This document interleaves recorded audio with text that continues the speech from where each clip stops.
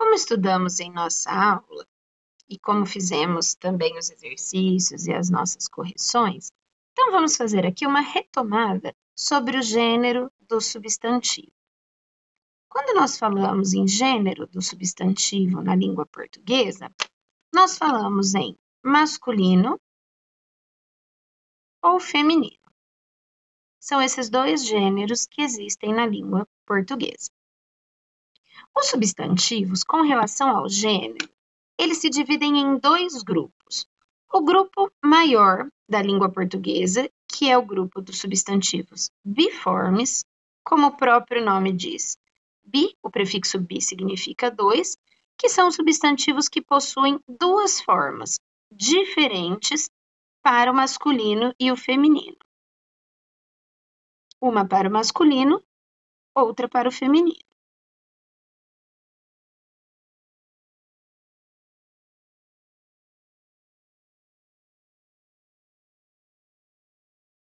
Para designar masculino ou feminino. Por exemplo, muitos substantivos que se referem a animais. Por exemplo, boi, vaca, cavalo, égua, carneiro, ovelha. Também alguns substantivos, que são muitos na língua portuguesa, nos quais, para formar o masculino e para formar o feminino a partir do masculino, nós simplesmente acrescentamos a vogal A, que é o caso de professor, professora, cantor, cantora, por exemplo. Grande parte das palavras da língua portuguesa formam o feminino assim. Outras palavras, elas fazem a troca da vogal O pela vogal A para formar o masculino, para formar o feminino a partir do masculino. Então, menino, menina, por exemplo. Esses são substantivos biformes, porque eles possuem uma forma para o masculino e uma forma para o feminino. Lembrando que sempre é o substantivo masculino que generaliza a espécie. Então, por exemplo, quando nós queremos nos referir a uma espécie de forma geral e não ao gênero masculino ou feminino, nós usamos o substantivo no masculino. Por exemplo,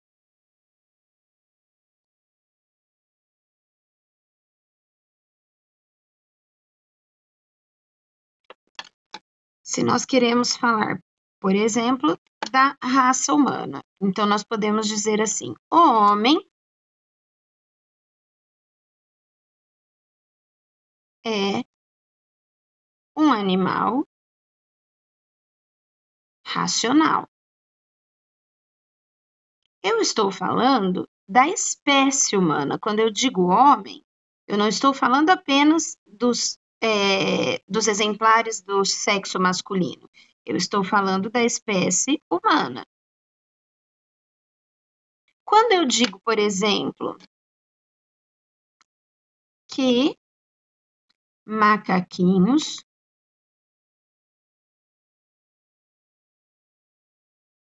bonitinhos, eu não estou dizendo que eu só achei bonitos os macacos do sexo masculino, os macacos machos. Eu estou me referindo à espécie toda dos macacos, os machos e as fêmeas.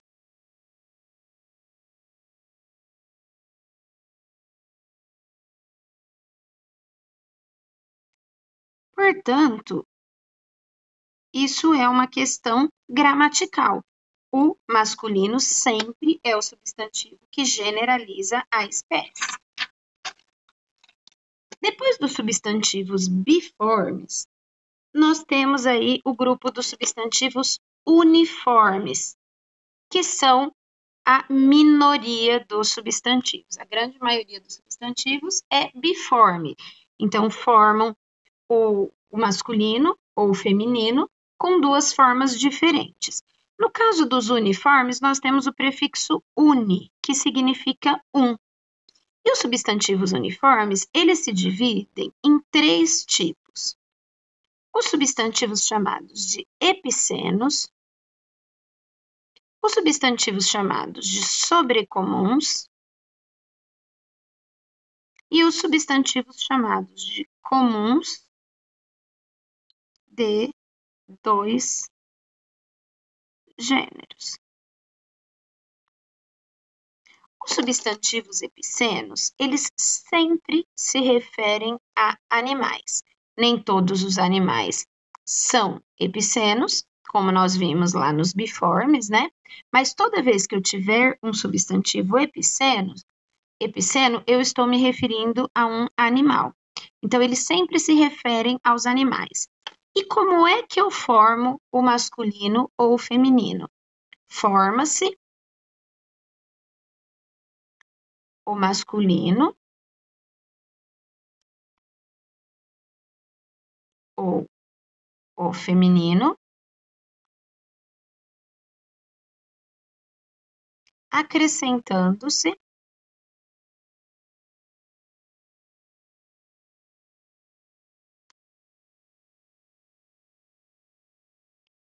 as palavras, macho ou fêmea. Então, por exemplo, para formar o masculino da palavra cobra, né? Eu tenho a palavra cobra, é uma palavra feminina, a cobra. Para formar o masculino, eu tenho que dizer a cobra macho. Para formar, por exemplo, o masculino da palavra raposa, eu tenho que dizer a raposa macho. Para formar, por exemplo, o feminino da palavra pássaro, pássaro é uma palavra masculina, eu tenho que dizer o pássaro fêmea. Então, esses substantivos aos quais nós acrescentamos a palavra macho ou fêmea são chamados substantivos epicenos. Apenas animais podem ser classificados substantivos epicenos. Os substantivos sobrecomuns são aqueles nos quais nós temos que acrescentar as palavras, as expressões do sexo masculino ou do sexo feminino, porque eles sempre são palavras, são sempre substantivos masculinos ou femininos, sem femininos, sem fazer distinção de gênero, por isso que eles são chamados uniformes. Então, nós vamos acrescentar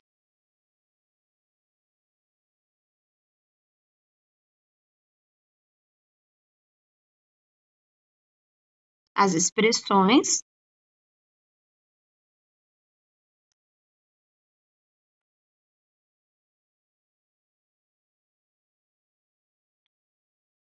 do sexo masculino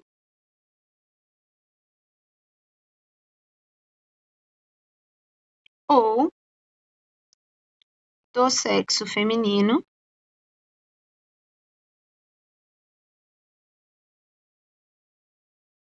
se queremos especificar o gênero. Por exemplo, a criança, a vítima,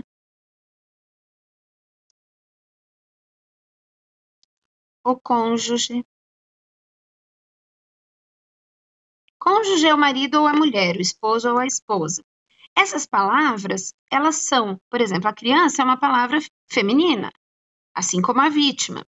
Não existe masculino dessa palavra. Então, se em algum momento eu preciso especificar em um texto que trata-se de uma criança do sexo masculino, eu vou ter que usar essa expressão para especificar. Então, eu terei que dizer a criança do sexo masculino estava desacompanhada, por exemplo. A mesma coisa com o cônjuge, que no caso é o inverso. O cônjuge é uma palavra masculina. Então, eu terei que dizer o cônjuge do sexo feminino, né, solicitou o documento. Além desses dois gêneros, nós também temos, dessas duas divisões, né, nós também temos os comuns de dois gêneros, que também são substantivos, que possuem uma forma neutra, digamos assim.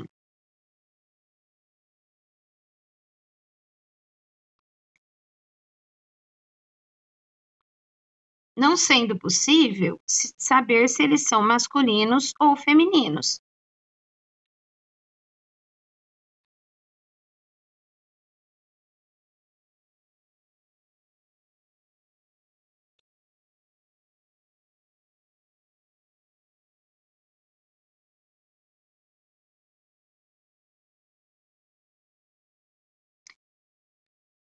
Para esses substantivos, nós teremos sempre que fazer o uso. Então, para poder formar o feminino ou o masculino, temos que fazer uso de artigos. Lembram-se que nós dissemos que o artigo serve para determinar ou indeterminar o substantivo. É esse caso, por exemplo. Fazemos uso de artigos, preposições,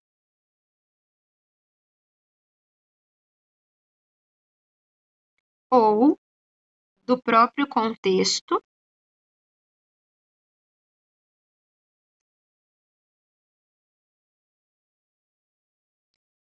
para indicar se a palavra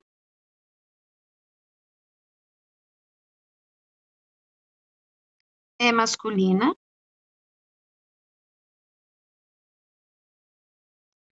ou feminina.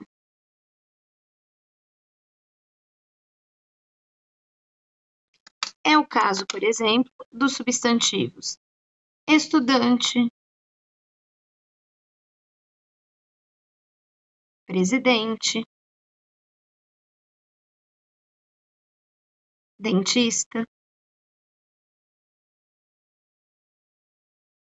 Então, eu posso fazer a diferenciação através, por exemplo, de um artigo indefinido. Uma estudante, um estudante.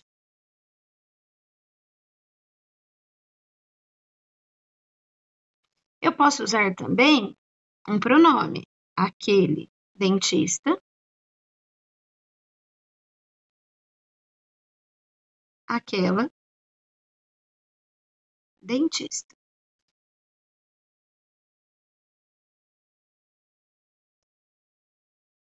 E ainda, com presidente, eu poderia dizer: a primeira presidente do Brasil foi Dilma Rousseff. Então, querendo dizer que foi a primeira presidente mulher. Ok? Bons estudos, espero que tenham entendido. Um grande beijo.